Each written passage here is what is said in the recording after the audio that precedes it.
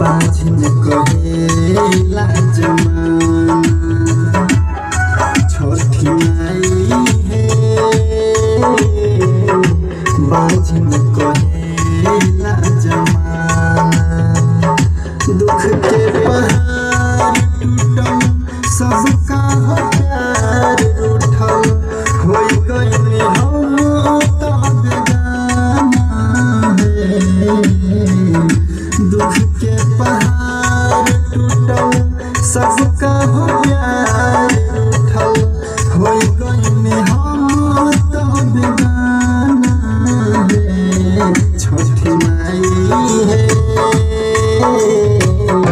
बाझिन कहेला जमाना छठी माई है बाझिन कहेला जमाना।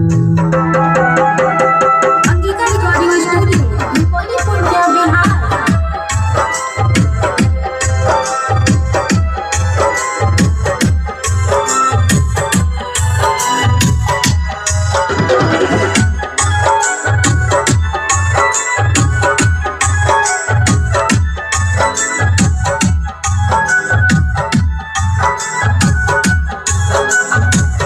प्रीति प्यार सौभे छूटल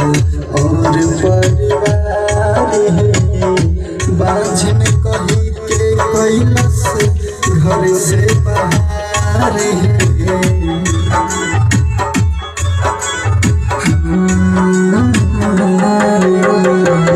प्रीति प्यार सौभे छूटल और परिवार है बाझिन कही के कैलस घर से बाहर है दुखिया के दुख भरी कहाँ बात गइलू छोरी गम भर के लगवा मार जाना है छठी माई है बाझिन कहेला जमाना छठी माई है बाझिन कहेला जमाना। अंगिका रिकॉर्डिंग स्टूडियो मुजफ्फरपुर के बिहार।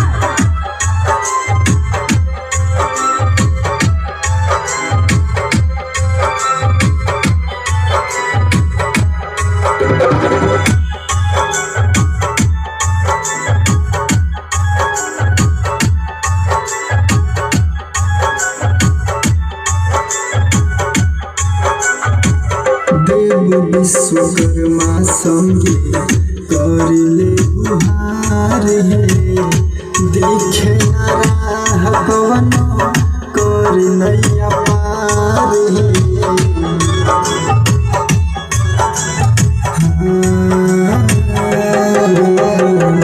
पुनीत कृष्णा संगे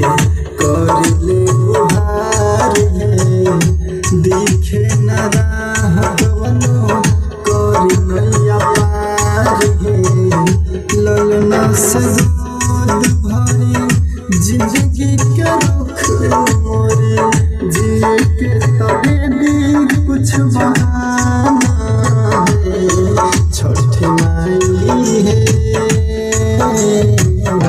बाझिन कहेला जमाना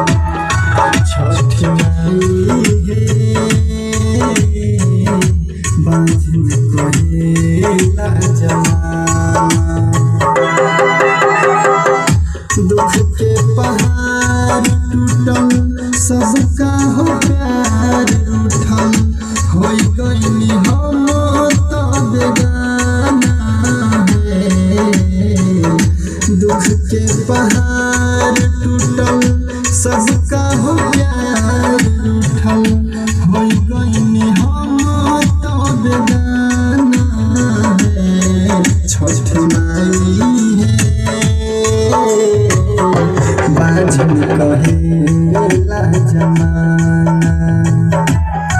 छठी माई है